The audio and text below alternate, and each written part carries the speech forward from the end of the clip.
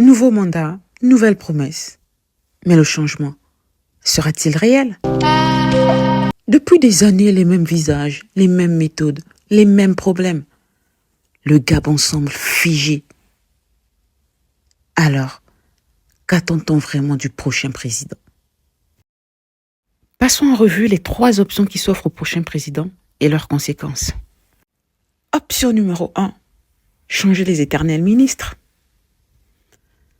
Cela pourrait renouveler l'équipe dirigeante, mais si le système reste corrompu, rien ne changera. Il est donc souhaitable de mettre en place des politiques de transparence et d'évaluation des ministres avec des résultats concrets.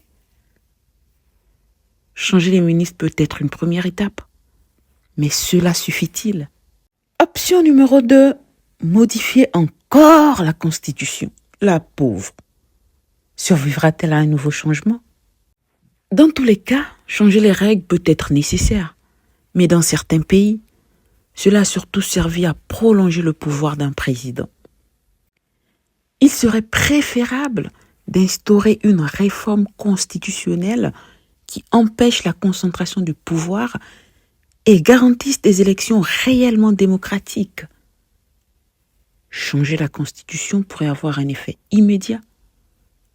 Mais cela n'est-il pas trop risqué pour la démocratie? Option numéro 3. Prendre en compte la jeunesse. Ah, pauvre jeunesse, sacrée ou sacrifiée. Des milliers de jeunes diplômés traînent dans les rues sans emploi ni perspective. Pourtant, ils ont des compétences et de l'énergie nécessaires pour transformer le pays.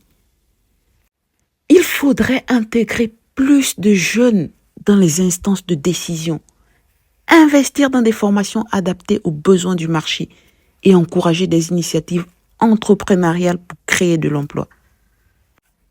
Un vrai changement est-il possible sans l'implication active de la jeunesse? Beaucoup de jeunes que j'ai rencontrés affirment.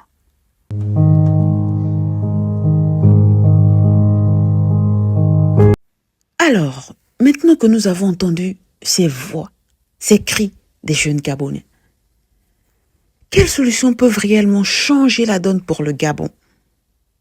Voici quelques mesures concrètes. Limiter les mandats présidentiels. Pour éviter la confiscation du pouvoir, ce n'est pas juste une promesse, mais une réforme qui doit se concrétiser.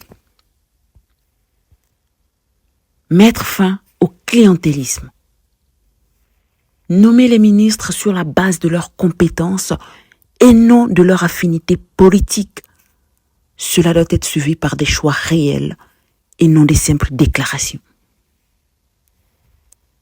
Développer l'économie en favorisant l'industrialisation et l'emploi pour réduire la dépendance aux aides extérieures. Les stratégies doivent être suivies d'actions tangibles pour garantir un changement réel. Miser sur la jeunesse. En promouvant les jeunes talents en politique, en entreprise et dans l'innovation. Il est essentiel que ces jeunes talents aient une véritable place et que des opportunités concrètes leur soient offertes. Encourager l'engagement citoyen.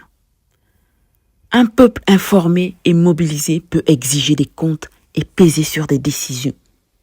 Ce n'est pas seulement une question de discours, mais d'action concrète pour encourager cette mobilisation. En somme, pour un avenir meilleur, ces solutions doivent être accompagnées d'un véritable engagement de la part de tous les acteurs du pays. Alors, selon vous, quel est le plus gros défi du prochain président? Partagez vos options dans les commentaires et débattons ensemble.